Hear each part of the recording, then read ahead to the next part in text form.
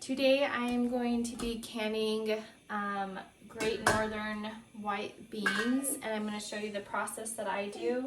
I had these soaking in this pot, covered in water and a splash of apple cider vinegar. Let them sit all night. Then this morning I drained them, rinsed them, and now they're covered with water again, and they're going to be boiling for 30 minutes once it comes to a boil before I can hot pack them in the jars. And while I am waiting for that to boil, I'll be washing these with hot soapy water in the lids and the rings so I can hot pack. You want hot jars with hot beans that will go in the hot canner.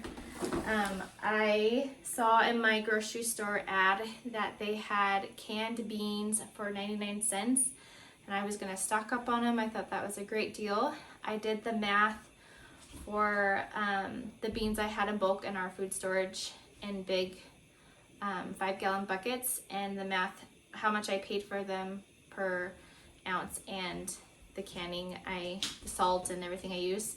And it worked out to be about 25 cents a can. So way cheaper than the grocery stores, and they taste better in glass, I think. These are black beans that I canned last week. I canned pinto and black, and now I'm doing the white. We like the white beans for our white chicken chili or for salads, pasta salads, especially in the summer. So I like to get them all canned in the winter so that I'm using the heat in our house rather than in the middle of summer when it's roasting.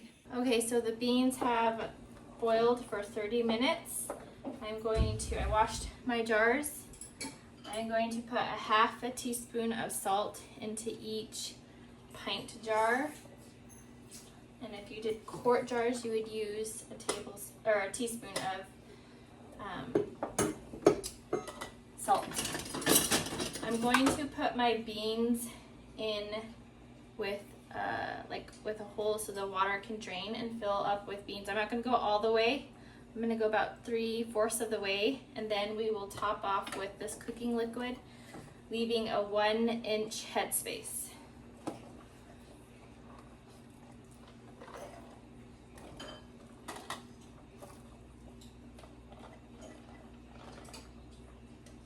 That much.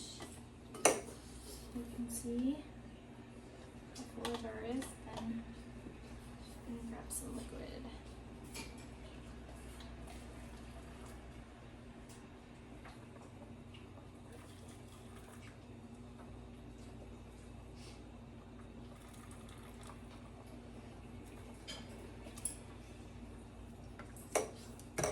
Then I am going to take a wooden skewer to get out any air bubbles. And that jar is done. I'll set over here, and we will just continue to do till we fill up our jars.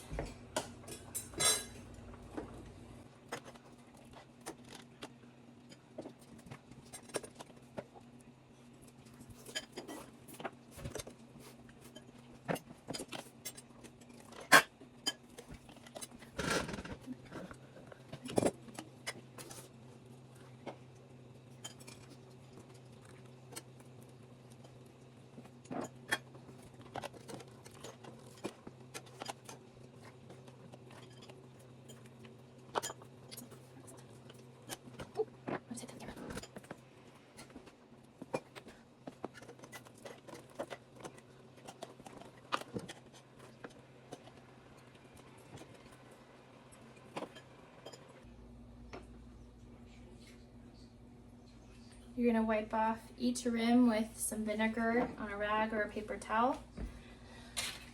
Then take your clean washed lids and rings and seal them on just to finger tight. You don't want to make it super tight, just finger tight.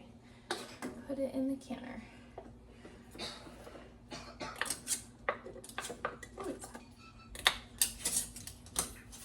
Wanted to show this canner. It has a line inside the canner of where to fill the water up, so that's how you know. And then always add a splash of vinegar.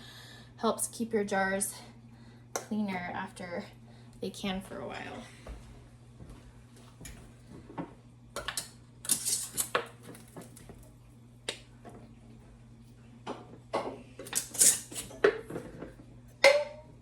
and they will start to ping as they seal. So we're gonna put this on. There is, I don't know if you can see it, an arrow right there that has to line up with this arrow. And then you put it on, and then it seals. You're just gonna let this come. You'll have air shooting out here, but this is the pressure once it's up. You set a timer for 10 minutes for the air to come through here.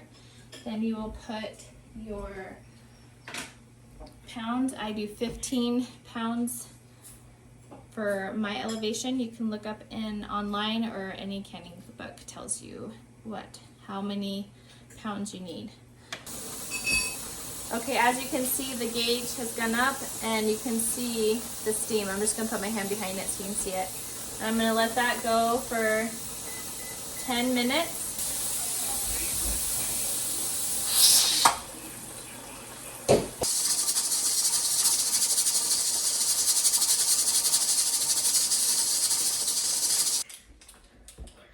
That sound in the clip before is what you want it to sound like, as it is a steady, constant rocking back and forth, and not too fast and not too slow.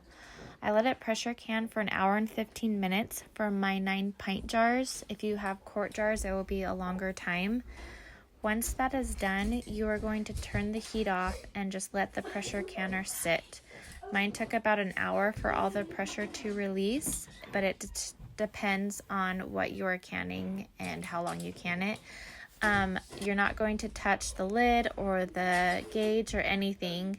It's quite dangerous. So once it has released, then you are going to remove the hot jars and let them sit overnight. The next day, I will remove the rings and wash them and label them to put away for long-term storage. Let me know in the comments below what your favorite thing to can is.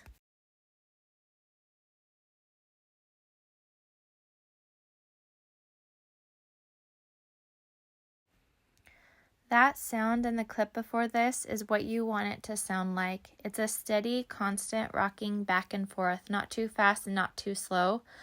I let it pressure can for an hour and 15 minutes for my pint jars. If you do quarts, it will be a longer time. Once that is done, you are going to turn off the heat and let the canner sit until the pressure has released. Mine took it about an hour. It varies on the size of jars and what you are canning, but you don't want to touch the lid or the gauge or anything. Just let it sit. Once it is done and the gauge has dropped, you're going to remove the hot jars from the canner and let them sit overnight. Then I remove the rings and label them to store long-term in my pantry for our future meals. Comment down below what your favorite thing to can is.